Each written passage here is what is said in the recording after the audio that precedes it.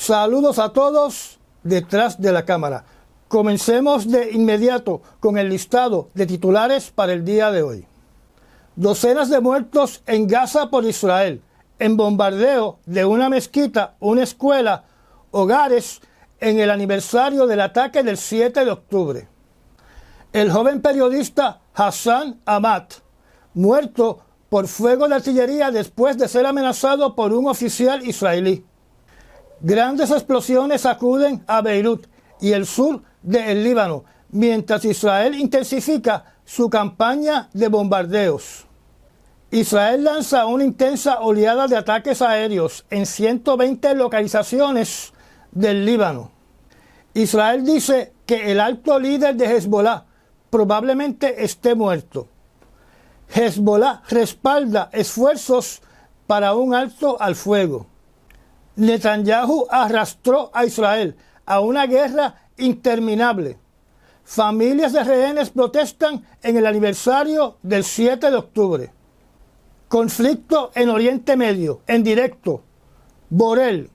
Israel es un Estado democrático y no podemos permitir que se comporte como un grupo terrorista.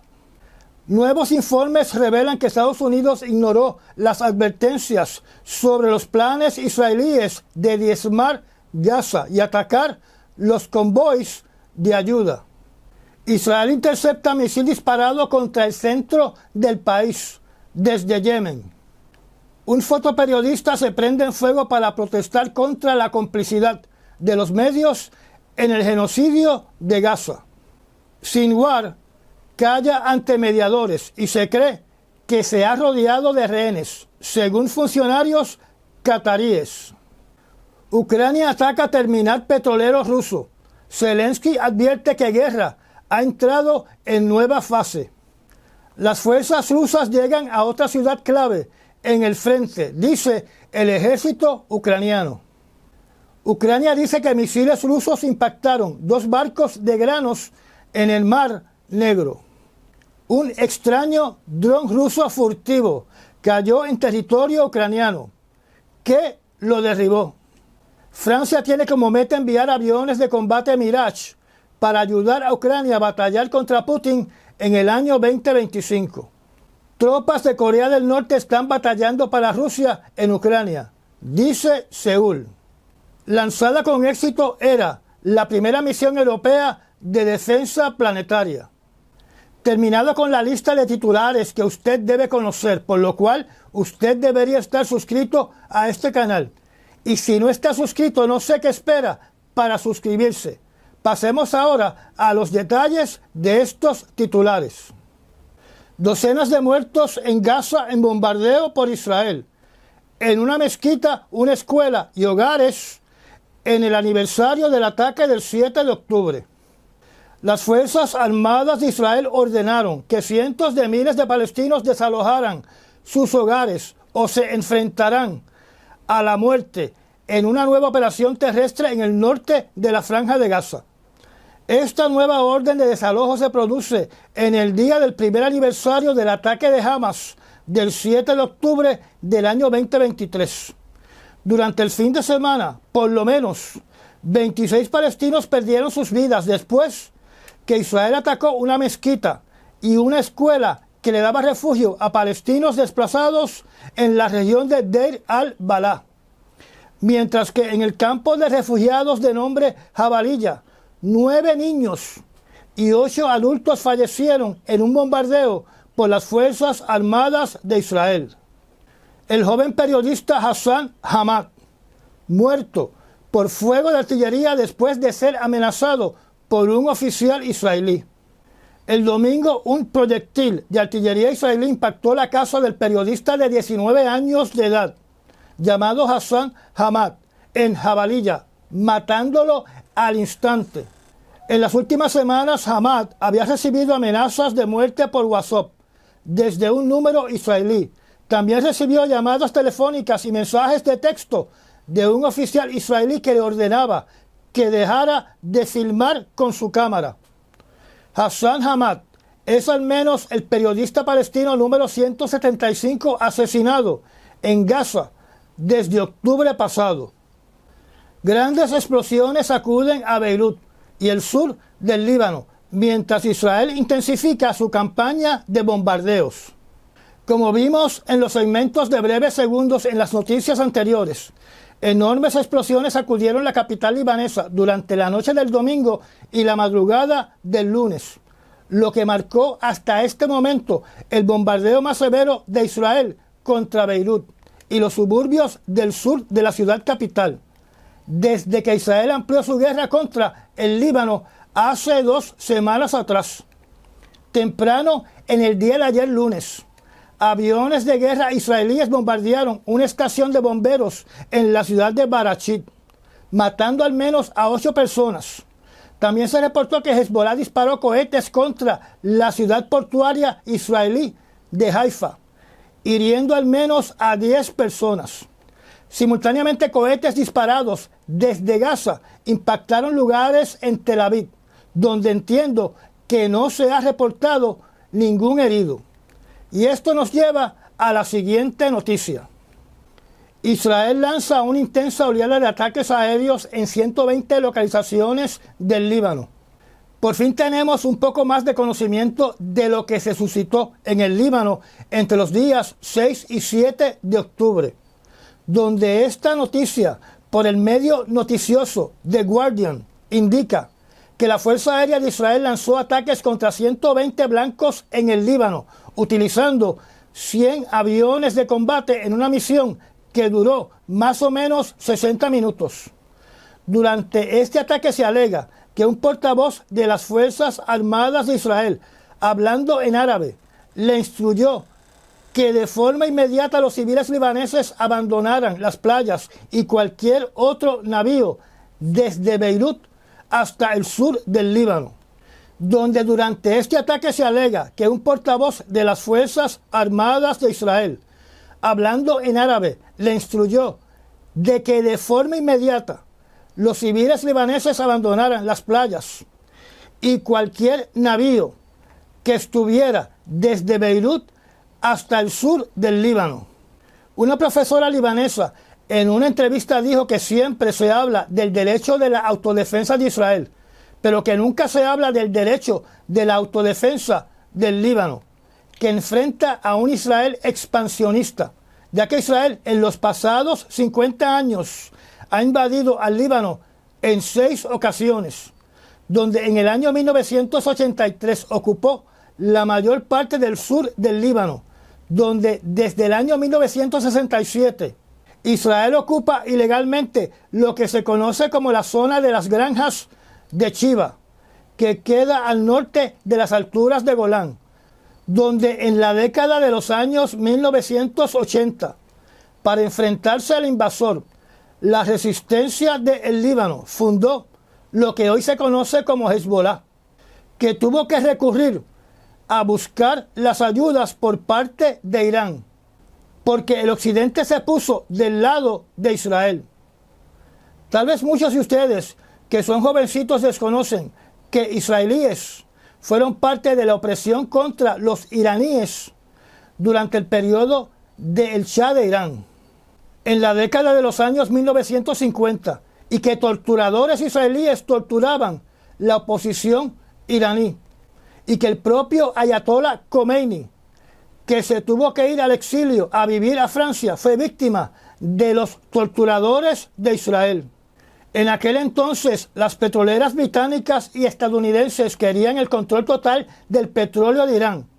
Y de ahí surge muchos de estos odios que han durado más de medio siglo y seguirán durando por el resto del siglo XXI y tal vez del siglo XXII. Así que la situación no es tan sencilla como decir 1 más 1 es 2. En lo único que yo estoy de acuerdo con el presidente Donald Trump es en su frase donde dijo que no puede seguir muriendo tanta gente, aunque él, el señor Trump, debería generalizar más su frase para que no solamente incluya a Ucrania, sino también incluya al Medio Oriente. Israel dice que el alto líder de Hezbollah probablemente esté muerto. Hezbollah respalda esfuerzos para un alto al fuego. Según este artículo de Reuters, la organización armada de Hezbollah ha dejado una puerta abierta para negociar un alto al fuego. No sé si ustedes saben que antes de la muerte de Nasrallah, artículos mencionaron que el líder de Hezbollah aprobaba un alto al fuego. En el presente, el ministro de la Defensa de Israel, el señor Gallant, alega que aparentemente el nuevo líder de la organización militar de Hezbollah, Hashem Safidain, posiblemente haya muerto en los sendos ataques realizados por Israel en la capital del Líbano, ya que hasta el día de hoy no se han detectado comunicados del nuevo líder. Y añadió de que como no hay nadie dando órdenes y no hay nadie diciendo qué es lo que se debe hacer o cómo se debe actuar, los miembros de Hezbollah no saben qué deben hacer. Lo que se informó es que uno de los líderes de Hezbollah, llamado Nail Qassem, en un mensaje televisado dijo que él respaldaba un esfuerzo para llegar a una tregua donde aparentemente tenía el apoyo del líder del Parlamento del Líbano, para así detener los ataques contra la capital de Beirut. Lo voy a explicar de otra manera para que no se confundan. El líder del Parlamento del Líbano ha estado solicitando un alto al fuego, un cese al fuego. Y lo que está diciendo este líder de Hezbollah es que respalda los esfuerzos del líder del Parlamento del Líbano, llamado Nagui Berri. Y por ende es que se dice que hay una puerta abierta para negociar un cese al fuego. El primer ministro Netanyahu, en un mensaje dirigido a la población libanesa, incitándolos a enfrentarse contra Hezbollah para recuperar su país, dijo que Israel le quitó la vida al líder de Hezbollah, el señor Nasrallah, y que le quitó la vida al sustituto de Nasrallah, y también al sustituto de Nasrallah. Así que el señor Netanyahu hizo exactamente con los ciudadanos del Líbano lo que hizo con los ciudadanos de Irán, donde los incitó a levantarse en contra del gobierno del Ayatollah. Naturalmente, un alto el fuego le conviene mucho más a Hezbollah para poder reorganizarse y reabastecerse, más relocalizar su armamento donde es palpable que los espías de Israel han quebrantado la seguridad de este grupo armado. Mi opinión es que, al igual que ocurrió en Gaza, la postura de Israel será la misma, que cualquier alto el fuego beneficia a su enemigo. Netanyahu arrastró a Israel a una guerra interminable. Familias de rehenes protestan en el aniversario del 7 de octubre. Familiares, amigos y personas que se identifican y simpatizan con la causa condujeron protestas en Tel Aviv, algunas de ellas frente a la casa de Benjamín Netanyahu, acusándolo de extender esta guerra para así permanecer en el poder, llevándose consigo al pueblo de Israel a una guerra sin fin y eterna. Acusaron a Netanyahu de ser un criminal por no haber negociado una paz y la libertad de los rehenes, donde se cree que todavía hay 70 rehenes vivos en algún túnel en la Franja de Gaza. Y esto está relacionado íntimamente con la próxima noticia. Conflicto en Oriente Medio, en directo, Borel. Israel es un Estado democrático y no podemos permitir que se comporte como un grupo terrorista. El señor Joseph Borrell, líder de la Oficina de Asuntos Exteriores de la Unión Europea, volvió a solicitar de forma inmediata un alto al fuego en todos los frentes del Medio Oriente y la liberación de los rehenes, más aumentar las ayudas humanitarias de forma masiva, no solo para los palestinos, sino también para los libaneses, donde dijo las palabras, y cito del periódico El País: Israel es un Estado democrático y no podemos permitir que se comporte ni de lejos como una organización a la que hemos calificado de terroristas, Hamas y el brazo militar de Hezbollah. Cierro la cita. O sea que el señor Borrell está diciendo de que Israel se está comportando como Hamas y como Hezbollah. Por otro lado, el predicador de la guerra llamado Benjamín Netanyahu dijo que no piensa abandonar la guerra. Dice que Israel seguirá luchando mientras el enemigo amenace nuestra existencia y la paz de nuestro país, y mientras nuestros rehenes sigan en Gaza. O sea, que la frase cese al fuego no está en el vocabulario del señor Benjamín Netanyahu. La pregunta que yo me hago es cuál es el significado completo o la extensión del significado de la frase Israel seguirá luchando mientras el enemigo amenace. Como les indiqué yo a ustedes en noticias anteriores, hace unas semanas atrás, muchos ven a los palestinos como que todos ellos son Hamas. Y como todos ellos son Hamas, deben desaparecer. Donde, si hacen memoria, cuando dije eso en un programa anterior, hice referencia a una frase que se le atribuye o se le asocia al general comandante de las Fuerzas Armadas de los Estados Unidos en la década de los años 1880, llamado el general Philip Henry Sheridan, donde la frase dice: el único indio bueno que he visto es un indio muerto, en una conversación que tuvo alegadamente con el jefe de los comanches llamado Tosawi, donde al pasar de los años esta frase se convirtió en el único indio bueno es un indio muerto. Y si aplico esta frase al Oriente Medio, me da la impresión que para la ultraderecha sionista de Israel, ellos deben estar pensando de manera similar utilizando la frase un palestino bueno es un palestino muerto.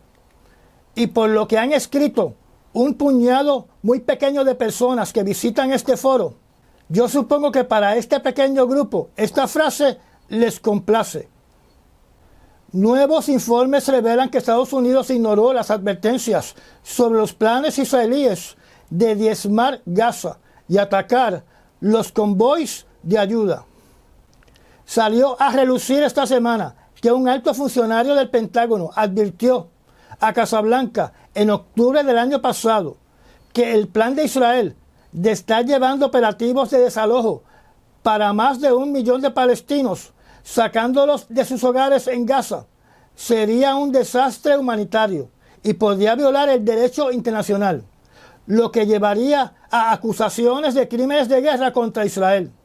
Este funcionario del Pentágono tiene el nombre de Sarah Stroll. Esta información salió publicada en el medio noticioso Reuters. En aquel entonces, Dana Stroll era subsecretaria adjunta del Departamento de la Defensa para el Oriente Medio. A pesar de las advertencias de la señora Stroll, más advertencias similares de la Oficina de Democracia, Derechos Humanos y Trabajo del Departamento de Estado, Casablanca aceleró la transferencia de armas a Israel, incluyendo miles de misiles guiados de precisión y las terribles bombas de 2.000 libras. También salió a la luz pública que el secretario de Estado de los Estados Unidos dio su aprobación para bombardear cualquier camión con ayuda humanitaria que alegadamente fuese robado por Hamas y que la ayuda humanitaria se detendría inmediatamente. Israel intercepta misil disparado contra el centro del país desde Yemen. Aparentemente los militantes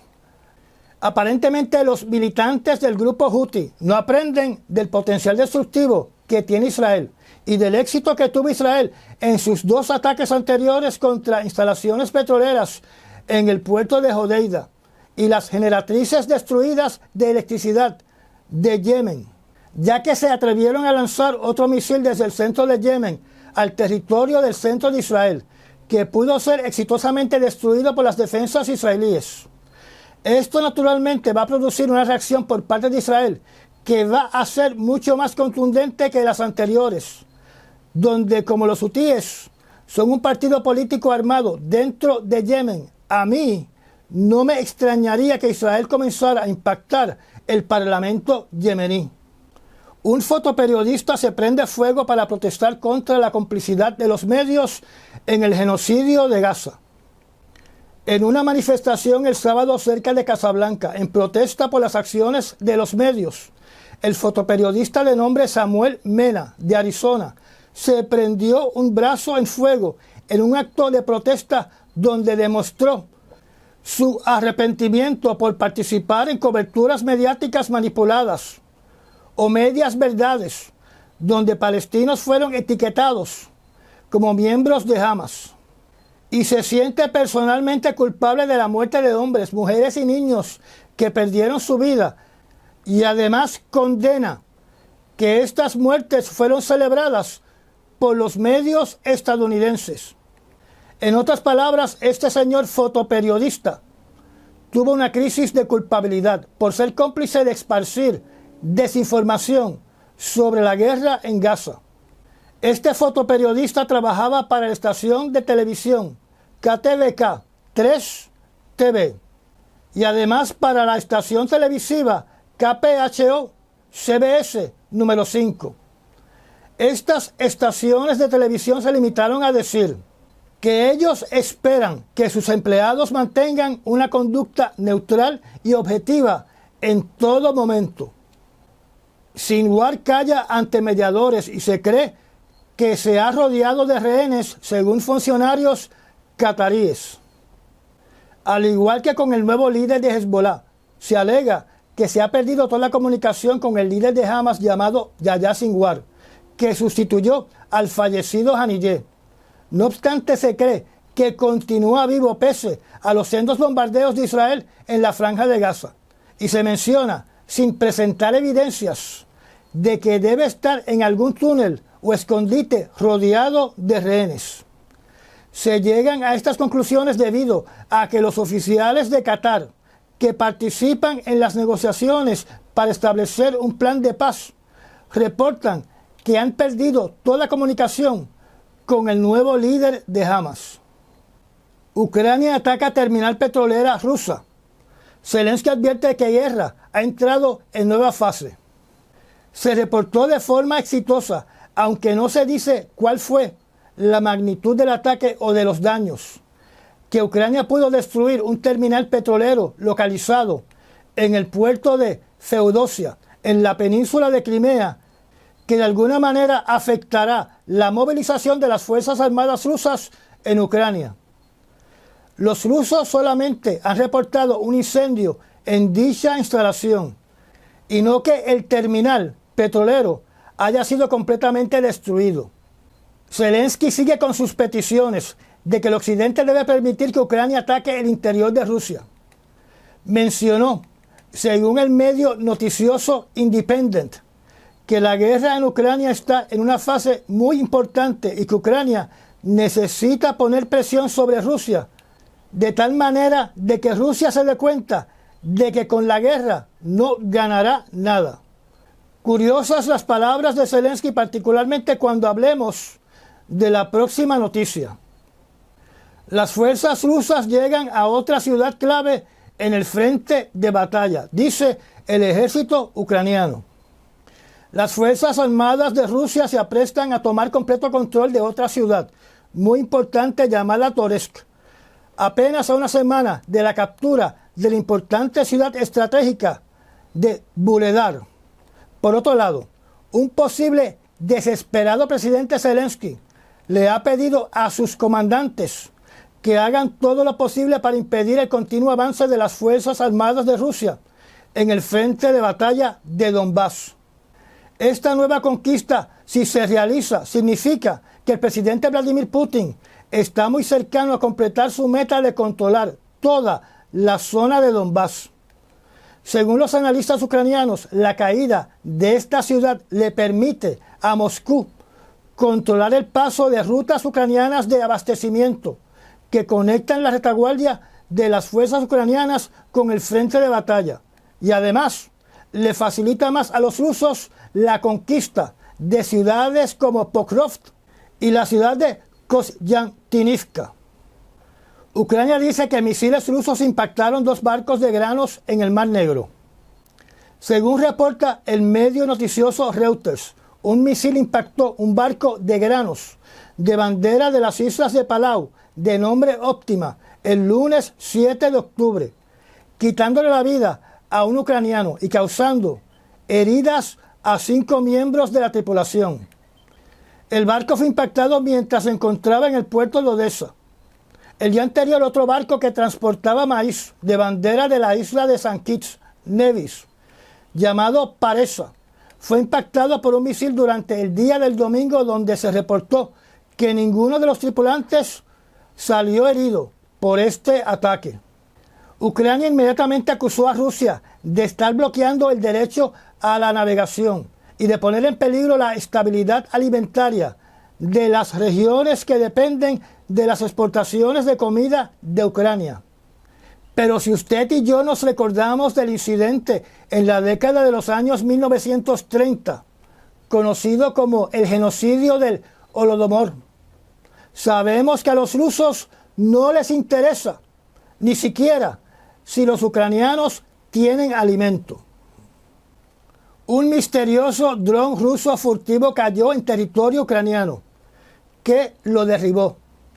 La revista Forbes informó de un extraño incidente sobre los cielos de Ucrania, donde se estrelló una aeronave furtiva autónoma sin piloto conocida con el nombre de Okhonik o con el nombre Sukhoi S-70, que aparentemente fue derribado sobre los cielos de Chasiv Yar.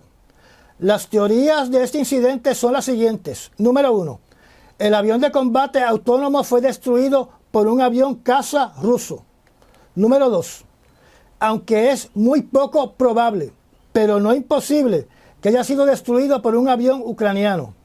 Las razones que podrían tener los rusos para destruir uno de sus aviones autónomos son las siguientes. Número 1. Los rusos perdieron todo el control de vuelo de este avión. Número 2. El avión autónomo todavía no tiene la capacidad de volar sin la asistencia de un centro de control ruso y por ende las defensas electrónicas ucranianas cortaron la comunicación de la aeronave con su centro de control. Y por estas dos razones, los rusos, para impedir que esta tecnología, que esta aeronave autónoma cayera en manos ucranianas, decidieron destruirla para asegurarse, como dije anteriormente, que los ucranianos no van a tener acceso a la tecnología en el interior de este avión no tripulado. Por otro lado, los ucranianos indicaron que tuvieron suerte que el avión cayó en territorio controlado por ellos, donde ahora van a intentar estudiar toda la tecnología posible que puedan recuperar de este estrellamiento. Este evento es una prueba de otra máquina de guerra que está probando Rusia en el campo de batalla de Ucrania. Si es un esfuerzo de Rusia de tener algo similar a lo que ha estado desarrollando los Estados Unidos, estos aviones no tripulados tienen la capacidad de realizar combate aire a aire contra aviones enemigos, llevar a cabo operaciones de reconocimiento y lanzar ataques de aire a tierra, y se supone que sean el futuro de los combates aéreos, desplazando a los pilotos. Yo supongo que el piloto ruso habrá tenido mucho placer en destruir una tecnología que lo quiere sustituir. Anteriormente hemos visto que los rusos han estado probando sus tanques autónomos no tripulados en el frente de batalla de Ucrania, donde han mostrado videos de estos robots Terminators disparando contra posiciones ucranianas. Francia tiene como meta enviar aviones de combate Mirage para ayudar a Ucrania a batallar contra Putin en el año 2025. Un artículo por el portal de noticias Político indica que Francia continúa con su proyecto de enviar aviones franceses Mirage 2000 a Ucrania en la primera mitad del año 2025. El gobierno de Francia informó que esos aviones originalmente se diseñaron para combates de aire a aire contra otros aviones de combate, pero los está modificando para que puedan ser utilizados en ataques de aire a tierra. Y de esa manera Ucrania los puede utilizar efectivamente para atacar posiciones de soldados rusos en el frente de batalla. Naturalmente la entrega depende del tiempo que tome entrenar a pilotos ucranianos en el uso de este tipo de avión. El presidente Macron, desde que presentó la intención de Francia, se ha negado en todo momento en indicar cuántos aviones serán enviados a Ucrania.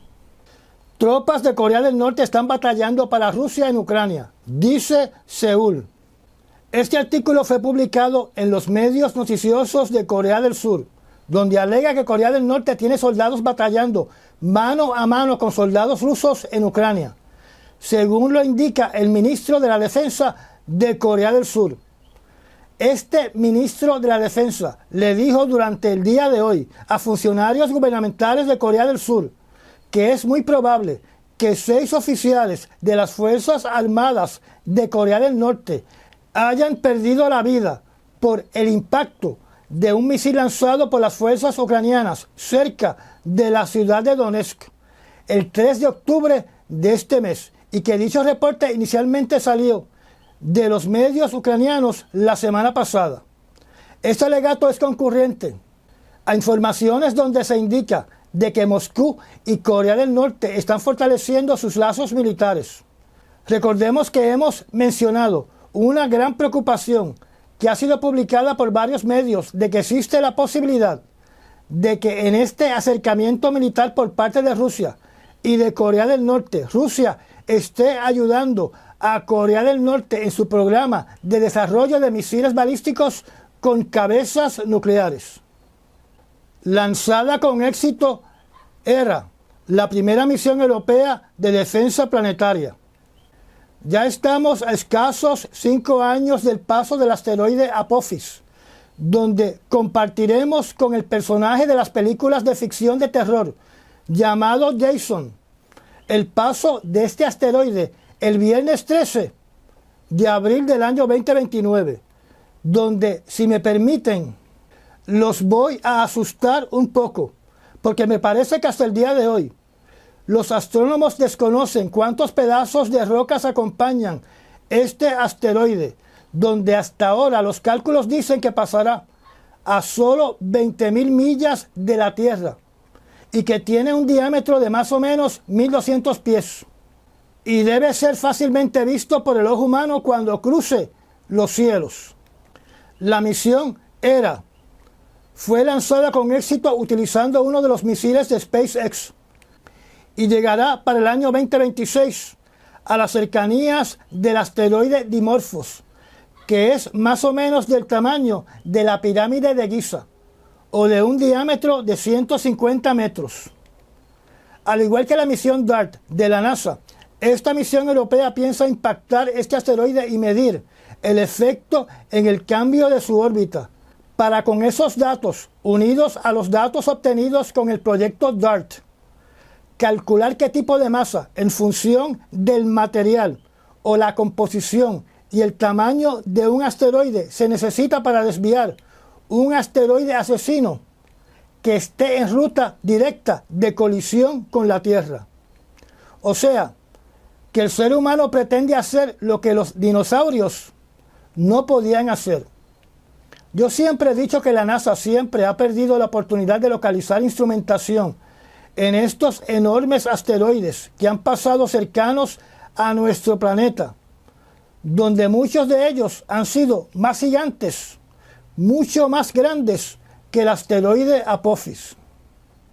Y ya llegamos al final de esta charla. Gracias a los miembros patrocinadores de la zona privada del canal y a las personas que también patrocinan este canal mediante los Super Thanks. Si no está suscrito, lo invito a que se suscriba y apriete la campanita de notificaciones.